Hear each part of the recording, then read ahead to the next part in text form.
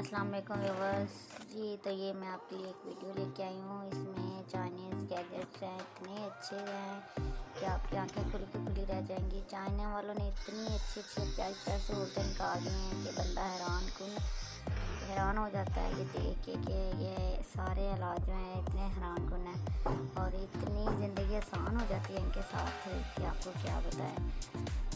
बहुत प्यारी, ये देखें फ़ैन है कितना अच्छा। जैसे पाकिस्तान में इतनी ज़्यादा लोड शेडिंग है तो ये तो बहुत कंफर्टेबल होगा। और ये कटोरियाँ हैं, इसमें आप रख सकते हैं। ये देखें खाने पीने का सामान भी रख सकते हैं, इसमें शैम्पू वगैरह सर्फ वगैरह भी सेव कर सकते हैं।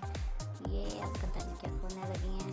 वाह, ये मिनी मशीन है, इससे आप जितने बच्चे जैसे कपड़े उतारते हैं फ़ौरन ही आप धो सकते हैं और फ़ौरन ही स्पिनर करके डाल सकते हैं। जैसे ये देखिए स्पिनर भी है इसमें और ये वॉशेबल मशीन भी है।